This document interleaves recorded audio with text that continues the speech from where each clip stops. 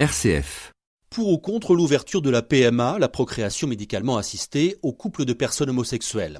La question sera débattue au Parlement au début de l'année prochaine lors de la révision de la loi de bioéthique. Un sujet sensible et clivant qui conduit beaucoup de parlementaires à garder aujourd'hui le silence. Peu sur les pays de la Loire acceptent de s'exprimer. 2 sénateurs ont accepté de le faire. Michèle Meunier, sénatrice socialiste de Loire-Atlantique, et Stéphane Piednoir, sénateur des Républicains du Maine-et-Loire. Michèle Meunier a siégé au Comité consultatif national d'éthique jusqu'à l'année dernière.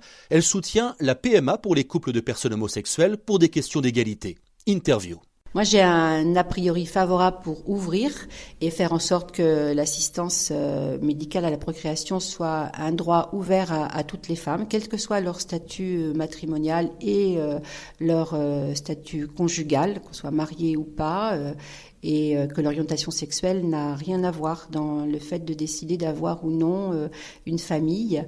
Donc je suis pour l'ouverture de la PMA aux femmes et aux femmes seules. Que pensez-vous de ceux et celles qui pensent que le père est écarté dans ce type de démarche ? On assiste à une mise en évidence depuis quelques mois de cette place du père. Alors bien sûr que pour élever un enfant, il faut être plusieurs et dictons africains nous le confirment et confortent, tout un village pour élever un enfant, mais il n'est jamais dit qu'il fallait un homme et une femme. Il faut des adultes sécurisés eux-mêmes dans leur histoire de vie, donc avec un entourage et une bienveillance vis-à-vis de l'enfant qui doivent être indéfectibles, mais l'orientation sexuelle et la question de sexualité sont pas forcément définies, prédéfinies.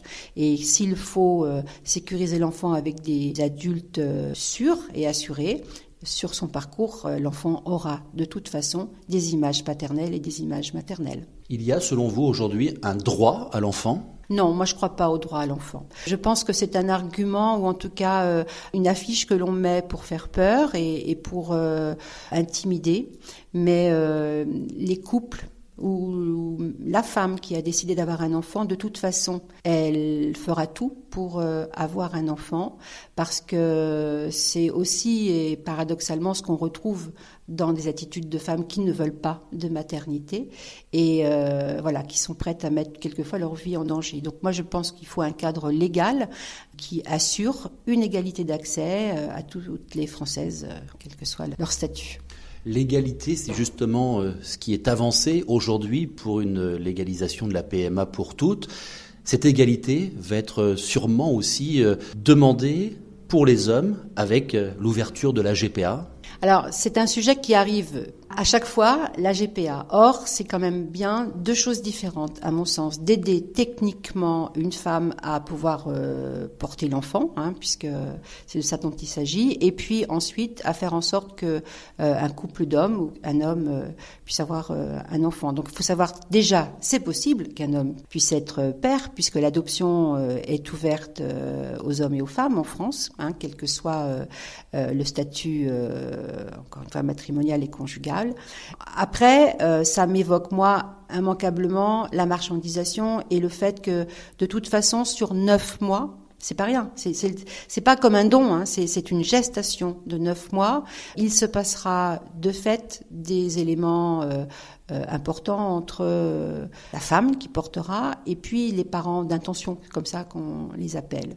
Ça ne pourra pas se faire sans frais. Et sans frais, c'est sans jeu de mots, les aspects financiers et puis les aspects de santé, y compris santé mentale, de la mère. Cela veut dire, pour vous, pour ou contre la GPA ? Non, je ne suis pas favorable à la GPA et je ne pense même pas qu'il peut y avoir une GPA éthique. C'est-à-dire une GPA que l'on puisse entendre de manière raisonnée, encadrée, parce que c'est un constat, le grand nombre des GPA se fera par voie de marchandisation. C'est ce dont déjà on constate, même si des pays comme l'Inde revoient un peu leur réglementation, mais il y a des boîtes à bébés, des usines à bébés qui se sont un peu créées au travers du monde, notamment en Afrique noire, en Inde. En Inde, ils sont revenus un peu sur des aspects plus contraignants, mais il est possible, moyennant finance, de rémunérer une personne. Et généralement, ce sont des femmes qui sont